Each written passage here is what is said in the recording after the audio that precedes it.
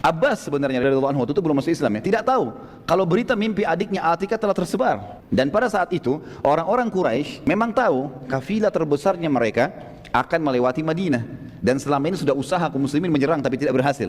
Lalu kemudian saat dia tawaf di Ka'bah keesokan paginya, tiba-tiba melewati majelis Quraisy yang satu sama lain saling berbisikan, di antaranya Abu Jahal. Abu Jahal waktu itu sedang membicarakan mimpi Atikah.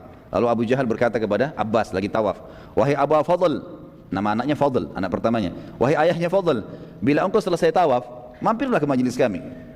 Saat Abbas selesai tawaf, ia pun mampir di majelis Abu Jahal. Abu Jahal lalu bertanya, "Aku melihat cukup nabi yang berasal dari kalian, wahai suku Abdul Muttalib." Artinya sudah ada satu orang ngaku nabi, masa ada sekarang lagi yang mau mengaku nabi? Masa ada lagi Atikah juga ngaku nabi? Kan sudah ada Muhammad nih. Tapi dia singgung dengan bahasa dia, "Aku melihat cukup satu orang saja ngaku nabi dari kalian, wahai suku Abdul Muttalib." Abbas bertanya, "Apa maksudmu?" Abu Jahal bilang, "Dulu seorang laki-laki yang bernama Muhammad," tentu kita mengatakan sallallahu alaihi wasallam, "yang mengaku dapat wahyu. Sekarang ada juga perempuan mengaku dapat wahyu." Kata Abbas, "Apa maksudmu?"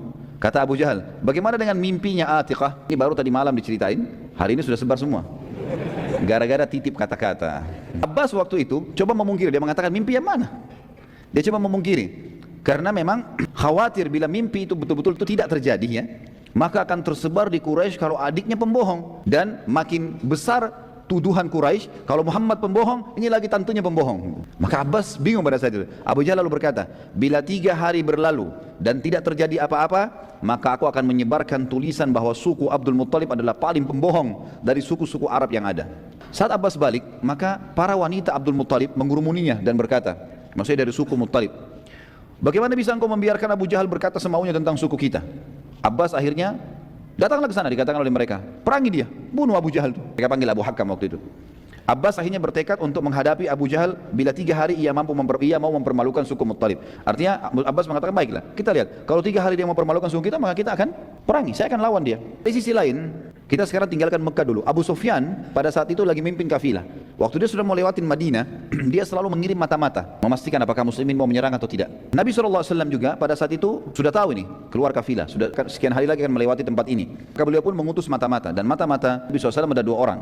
Yang pertama sahabat Nabi namanya Busbus bin Amr, dan juga yang kedua Adi bin Abi Darda. Kedua sahabat ini mulai keluar dan mencari berita. Saat yang bersamaan Abu Sufyan juga sendiri keluar mencari informasi di lokasi yang sama. Jadi kafilah Quraisy lagi istirahat di dekat wilayah Badr itu, lagi istirahat. Maka Nabi SAW kutus mata-mata 2 orang ini. Jadi mata-mata ini juga istirahat di tempat yang sama, tanpa mereka tahu kalau ini ada kafilah Quraisy. Dua orang mata Nabi SAW, dan Abu Sufyan juga tidak tahu kalau mata-mata Nabi sudah sampai di situ. Dengan hikmah Allah terjadi begitu.